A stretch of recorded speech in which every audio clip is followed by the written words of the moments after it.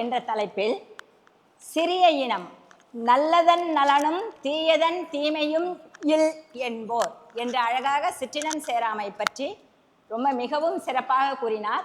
எடுப்பார் கைப்பிள்ளையாக இருக்கக்கூடாது, பெரியோரை துணை கொண்ட பின் சிற்றினம் சேராதே, சிற்றினம் சேர விடமாட்டார்கள் என்பதற்காகத்தான் திருவள்ளுவர் பெரியோரை முதலில் துணை கொள்ளல் வேண்டும் என்பதை கூறி சிற்றினம் சேர வேண்டாம் என்று வலியுறுத்துகின்றார். அவரை தொடர்ந்து திருமதி ஜெயந்தி அவர்கள் தெரிந்து செயல்வகை, அவருடைய கையில் இருக்கின்ற அதிகாரம்.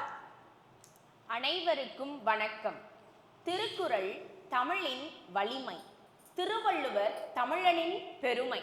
உலக நெறி காட்டும் திருக்குறளின் பொருட்பாலில் உள்ள 47வது அதிகாரமான தெரிந்து செயல் வகை நமக்கு ஒரு முக்கியமான வாழ்க்கை பாடத்தை சொல்லித் தருகிறது. அதாவது நாம் செய்யும் ஒவ்வொரு செயலையும் யோசித்து துடங்கு, புரிந்து செய், துணிந்து முடி என்பதுதான் அது. இந்த அதிகாரத்தின் மூலமாக திருவள்ளுவர் நமக்கு கூறும் ரகசியத்தை பார்ப்போமா? ஒரு ஊர்ல வேலன் அப்படின்னு ஒரு படிச்ச பையன் இருந்தான். அவன் தன் நண்பர்களோடய சேர்ந்து ஒரு தொழில் ஆரம்பிச்சான். அவன் நண்பர் சொன்னா, வேலன், நீ எவ்வளோக்கு எவ்வளோ இதுல இன்வெஸ்ட் பண்றியோ அதை விட டபுள் மடங்கு லாபத்தை பார்க்கலாம்.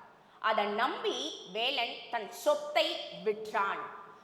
தொழில வேலை இன்வெஸ்டும் பண்ணான். ஒரு சில மாதங்கள்ல தொழில் நஷ்டத்தை கண்டான். இப்போ வேலன் மனசொடைஞ்சு போயிட்டான். அவனுடைய அப்பா அவனை கூப்பிட்டு, தம்பி, இதைத்தான் வள்ளுவர் குறள் 463 ஆக்கம் கருதி முதலிழக்கும் செய்வினை ஊக்கார் அறிவுடையார் என்கிறார். பொருள் பெரிய லாபம் கிடைக்கும் என்று நம்பி கையில் இருக்கும் முதலை இழக்கும் கூடிய காரியத்தை செய்பவன் அறிவுடையவன் அல்ல அப்படின்னு சொல்றார்.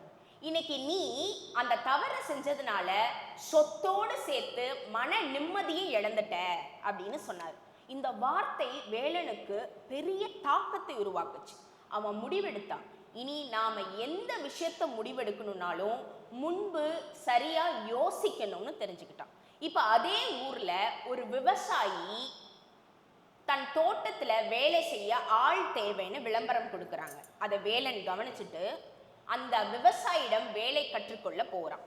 அவனுக்கு முன் அந்த தோட்டத்துல 8 பேர் வேலை செஞ்சுட்டு இருக்காங்க.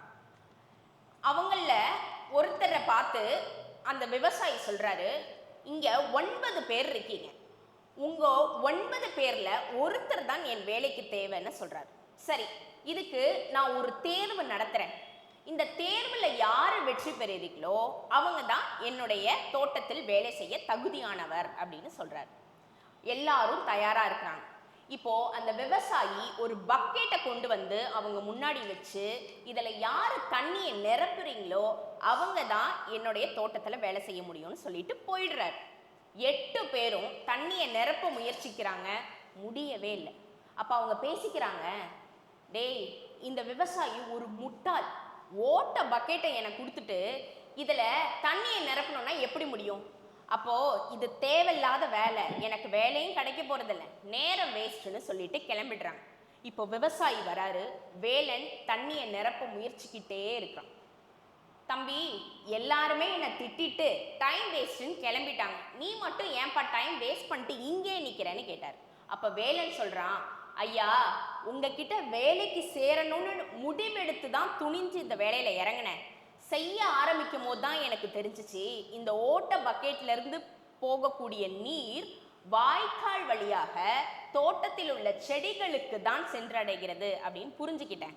நீங்க கொடுத்த முதல் வேலை இது, அதை நான் சரியா செய்யணும்னு முடிவெடுத்தேன் அப்படின்னு சொன்னான்.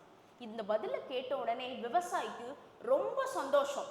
இதைத்தான் வள்ளுவர் குறள் 467 எண்ணி துணிக கருமம் துணிந்த பின் எண்ணுவது என்பது இழுக்கு, எண்ணி துணிக கருமம் துணிந்த பின் எண்ணுவம் என்பது இழுக்கு அப்படின்னு சொல்றார். ஒரு செயலை செய்வதற்கு முன் எவ்வளவு வேணும்னாலும் யோசிக்கலாம், அதை தொடங்கிய பின் யோசிப்பது தவறு அப்படின்னு குறிப்பிடுறார்.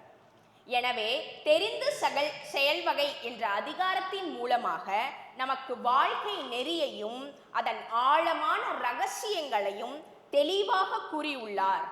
இவற்றை பின்பற்றுபவர்களுக்கு வாழ்க்கை வெற்றி நிச்சயம். அனைவருக்கும் நன்றி, வணக்கம்.